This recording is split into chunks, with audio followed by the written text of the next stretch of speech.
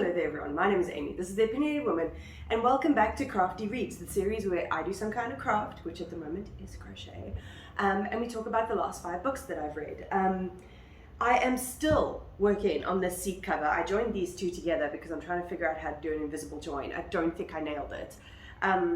But yeah, I've had the load shedding block that I've been having at the moment is terrible for crochet because it's just when it starts to get too dark for me to see my stitches. And I've had a really busy week. I got a new tattoo yesterday. Do you want to see? Can you see that? Yeah, you can. Look how cute it is! My brother's apprentice, my brother's a tattoo artist, and his apprentice did that on me yesterday. I'm very excited about it. But yeah, I filmed my last Crafty Reads quite recently, but I've sort of had a firecracker up my ass finding out that I am coming towards the end of the year and I need to hit my reading goal. I've got 10 books left to hit my reading goal, so it'll definitely be doable. So yeah, we're back for another Crafty Reads. Basically, all I've got left to do with this project is to do the blue part on all of these guys, and then I've done all of the ones that I need and I can start joining them together. One thing that I'm going to have to find out though, I don't know if I'm going to find out in this video, but is whether I have enough yarn. I've only got this yarn left and I've got 6 squares to do. So we'll see. I might have to go buy a new pack, a new skein of yarn. But I mean, going yarn shopping, not the worst thing in the world. So let's get into the books.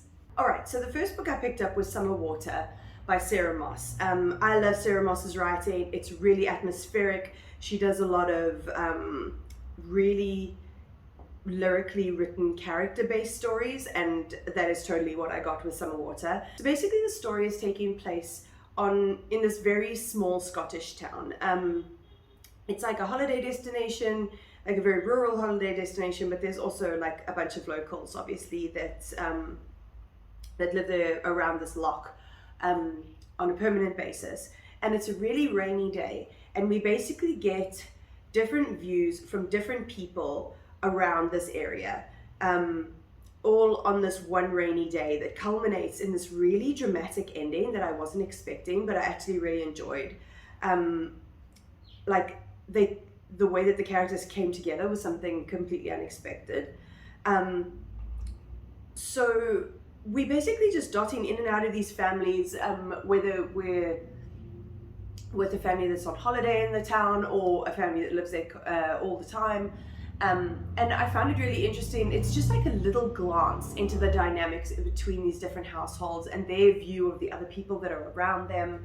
And I really like the interconnectedness between the stories, where we would get the one chapter from this boy who is, even though it's pissing down with rain, is like kayaking on the loch. And then one of the other stories we'll get is like the mom in the other family looking out the window and observing him on the loch.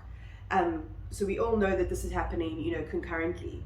And then it comes together in this really dramatic ending. And I think Sarah Moss is just so good at really picking out characters and dynamics between characters in a very small space of time. Because like I listened to this on audio and it was only 4 hours, I think. But I feel like she nails getting the dynamics across in like as few words as possible. And it's absolutely beautiful. I freaking love her writing.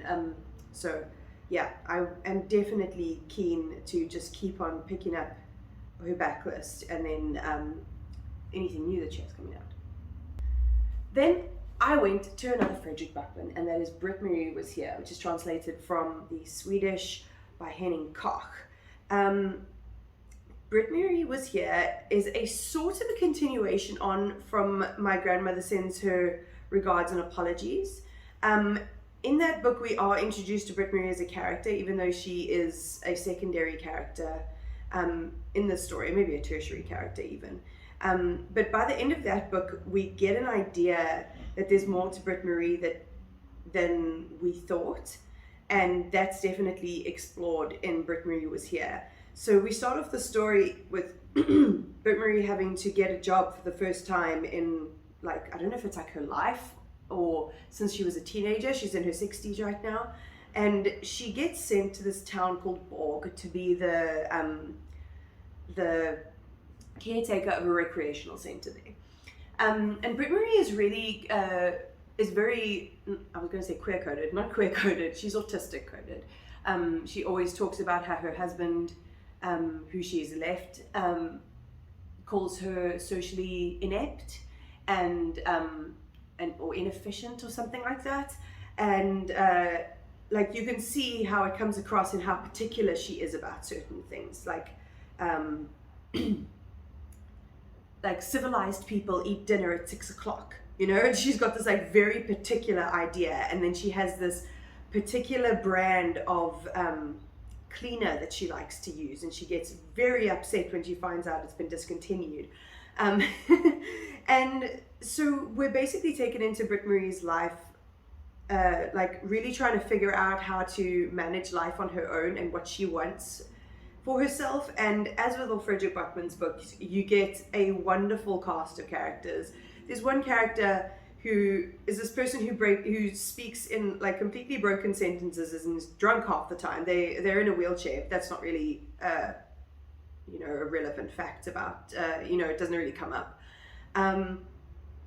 But the entire story, they're just referred to as somebody with a capital S, which is very funny. And Britt Marie basically gets she gets involved with these children who play soccer, who play football in the parking lot of the recreational center, because the recreation center doesn't actually have like fields and stuff like that for them to play on. And they want to enter, even though there's that like little ragtag team of kids, but they want to enter this football competition, and Britt Marie ends up being their coach in name alone, so that they can enter this competition. And she starts to become part of Borg, and this little forgotten town that people just sort of drive through and never stop, you know, where a lot of people have given up. But it gives Britt Marie like it gives her a new lease on life. And the characters are just so wonderful and rich. And in the end, it ended up in a way that I wasn't expecting. And I cried. This book did really make me cry. Like, it was just so beautifully done at the end, and it was so poignant, and the connections that she made were so beautiful. Like, man, Frederick Buckman is just really good at what he does. And like, if you haven't picked up his stuff, please, I highly recommend it. Oh my gosh. And now we're coming to Coconut. If you want to hear my full and really detailed thoughts about this book, then I recommend hitting up my I did a full reading vlog on this book, where I go into depth about what I liked about it and everything like that. So Coconut by Kopana Matla is basically it's looking at culture and how the price of fitting in can be the loss of your culture, especially in such a white supremacist society that we live in today, especially in South Africa. So we're following two characters, Afilwe and Fix. Afilwe is part of a very rich family. They live in a very white suburb. She goes to a white school. Her friends are white. There's not a lot of opportunity for her to be at all connected with her culture. And we can see how she idolizes like the white girls in magazines, and wants to straighten her hair all the time, and is just trying to basically fit in to a society that her financial circumstances have put her in. But she never quite feels like she fits in, because with people of color, she's not seen as black enough. And with white people, you know, she's very clearly not white. So yeah, that side of things is it was very, very interesting. And then the second character we're following is Figile, or she likes to be called Fix. And Fix comes from a much poorer background, but her internalized racism is so very intense. Like, it's so crazy intense. She works at the restaurant that Afilwe and her family go to a lot of the time, and she doesn't want to serve them because they're new money and they're black people, and she doesn't like associating herself with black people, even though she's a black woman herself. I think it just shows how easy it is for someone to almost be shown that their culture is not worth protecting, and that embracing that culture would have made her less than. And her goal is definitely to, she's got in her head, she calls it Project Infinity, where she's going to end up with the BMW and the big house and going to fancy restaurants like the one that she works at and stuff like that. But when she's when she encounters other people of color who've done that and are living that, like a Fairways family, she really looks down on them in a very disdainful way. And I found it really complex. Like, I would love to talk to someone of color about this book, because I'm a freaking privileged white girl. Like, I am very much, can only see how impactful this book is up to a certain point. And I find it incredibly, incredibly impactful and beautiful. And I would love, if any of you have read this, to leave a comment down below. I would love to talk about it, because I found it absolutely spectacular. And then we come to Written in the Stars by Alexandria Bellfleur. This book, it was hyped all over YouTube like years and years ago, because that's what happens with BookTok. BookTok picks up on books freaking years after YouTube makes them popular. But Written in the Stars is a female romance. So a woman-loving woman romance. And all I knew about this book going in is that fact, and the fact that the sex scenes are steamy. And I think with romances, it's sometimes hard to get that, like, to get raunchy sex scenes, basically, when it's two people with vulvas, you know? A lot of the time, sometimes it gets a little bit too romantic, you know? Like, romance is great, and that's like obviously what I prefer as a demisexual, but like, two ladies can have rough sex, you know? They can have like foxy, steamy sex, you know, without it being catered to men. And I feel like the sex scenes in here were not catered to men. And I think that so much of the time lesbian sex is so focused on the male gaze, and this wasn't. I found it really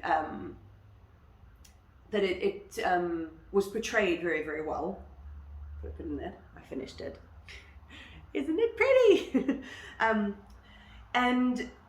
But besides that, it was basically your average romance, you know, your average fake dating romance, because we have our main character Elle, who is an astrology gay.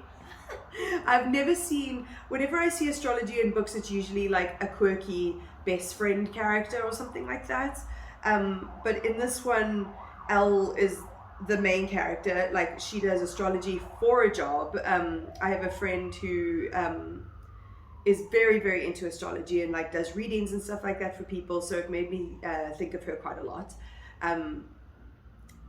And so Elle is basically is a very romantic person, like believes in soulmates, is like looking for love, and through a series of events ends up in this fake dating scenario with this girl called Darcy. Darcy is very jaded. She has had her heart broken in the past and is really like not interested in love at all, and they end up in this fake dating scenario. And you know, it follows the exact formula that so many fake dating tropes, you know, follow. You know, it carries on. Oh, they fall in love with each other. A misunderstanding. They don't talk for a little bit. The big gesture. They come back together. You know, that's basically that's basically how this book worked out. It was nothing spectacular, nothing out of the box. But you know what? When it comes to queer fiction, like, so much of queer fiction is about coming out and the trauma behind it and stuff like that. There was absolutely nothing like that here. Everybody was gay. They were like bi or lesbian or whatever they are. And it didn't matter. Like, there was no family issues, none of that kind of thing. It's just a good standard romance, but with cunnilingus. So basically, if you're really into romances and you want one that's less hetero, freaking read Written in the Stars. Like, I don't find it anything freaking groundbreaking, but it is definitely refreshing to see a story like this written about two women rather than always about a man and a woman. So yeah, it was a fun time, but I doubt I'll read another Alexandria Bellefleur. It just didn't grip me, you know? And then the last one we've got is Girl with a Louding Voice by Abi Dare. This book is really spectacular. I fucking loved this book. So we're following Aduni, and Aduni is living in quite poor circumstances in this little village called Ekati in Nigeria with her family. And right at the beginning of the story, we find out that she's getting married off to this old man as his third wife. All Aduni wants basically is to get her education and become a teacher, where before her mother died, like that's what her mom was like really pushing on Aduni. You need to get your education, you need to get your freedom, you know, you mustn't be beholden to what men want you to do, basically. And a whole bunch of circumstances unfold that I don't want to get into because I really want you to read this book. But she ends up in this man's house as the third wife, but she also moves on to other circumstances later on, but I don't want to spoil them because I liked going into it completely blind. The thing that really makes this book stand out, however, is the way that it's written. Aduni, obviously she hasn't finished school. Her English is not perfect. I mean, it's better than any other fucking language that I can speak. I can't speak fuck all except English. And there are like mispronunciations, like when she says bath, it's bath, B-A-F-F. And when she says cigar, it's spelled S-I-G-A. Because that's how, you know, how she would spell it if she was writing it, just from a phonetic standpoint. And that's the way that the book is written. It's not written in a completely grammatically correct English like tone of voice. So it really feels like you're in Aduni's head. You're like really rooting for her and the things that she wants to succeed in. And you can tell that she has that fire because she says she wants to be the girl with the louding voice. And that's one of the things that she starts getting like help with is her tenses, because her tenses aren't quite right, and that's where the term louding comes from. But basically she just wants to be someone that has a voice, who has something to say, and people who will listen to her and take her seriously, so that she can achieve her dream of becoming a teacher and helping people get their education. I mean, she even reads a dictionary at the house of the woman that she works at so that she can try and improve her vocabulary. She's just a really tenacious character that no matter what circumstances hit her, she is that girl with the louding voice that does make herself seen, even when she is being forced into subservient roles. And it was really fucking beautiful. Like, I really enjoyed it. And I've never written a book that's written like this before, but I think it was so incredibly effective, and Abi Dare is just such an incredible writer. And with that, we're all finished. I only managed to get a square and a half done, but that's fine. I'm going to carry on doing this after I finish talking to you.